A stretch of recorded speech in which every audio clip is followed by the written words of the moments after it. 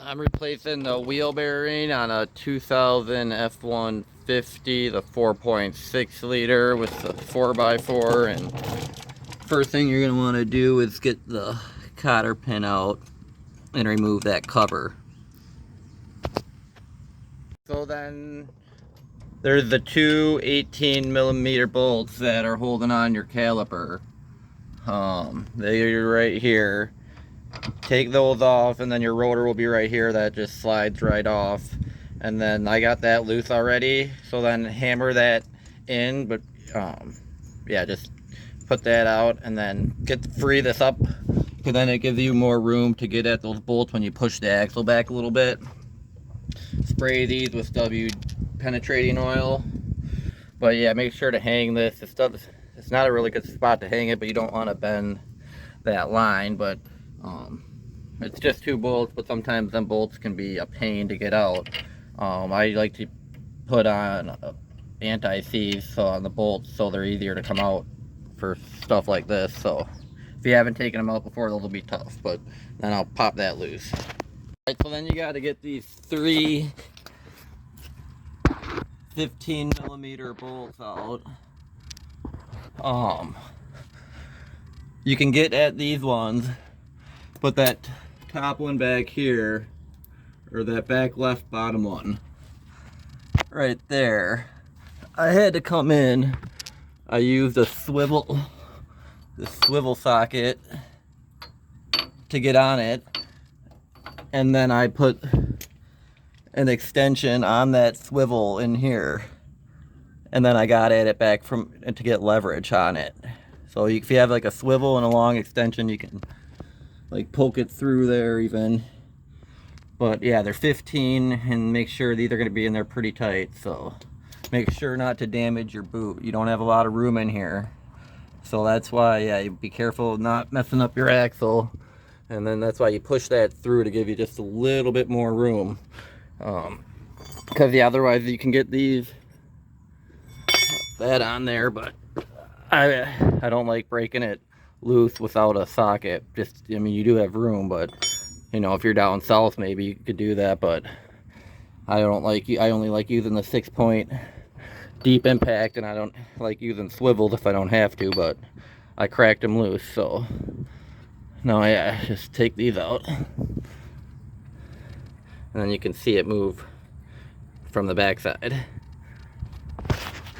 Alright, once you get them 3 bolts out, you gotta follow the ABS wire, and it goes, and then this is the wire here, but it gets plugged into back up in here, and then you just gotta undisconnect that, pop it out from here. But yeah, feed it over back there. That's where it came from. I just did that so I could see it popping it out. So, and get that nut off, and then unclip it from the clips, and then the new one came with it, so you don't really need to take the ABS off there. And then I'll show you getting it off of here.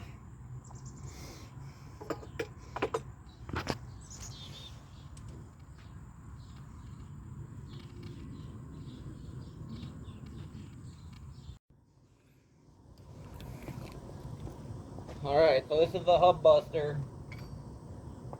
Tighten these on here, and then you just give this a good couple whacks. Should pop right off.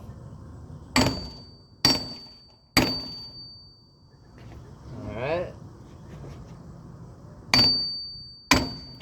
Oh no! Here's my brake line. Ah, fuck. God damn it.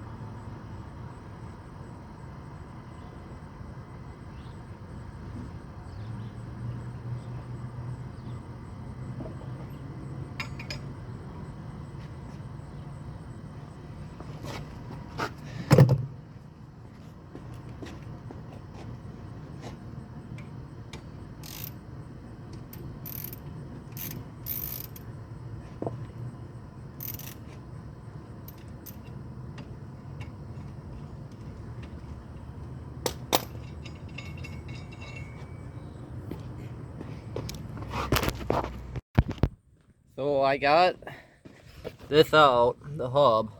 That's probably the hardest hub. I've normally like 3 or 4 good whacks will knock it out, but I had to pound on this thing for like an hour using PB Blaster. I tried using the slide hammer. You wanna, when you're hammering it out, try and, hammer it out even, so you're not hammering just on one side and cocking it. You want to pull it out, pull it out even.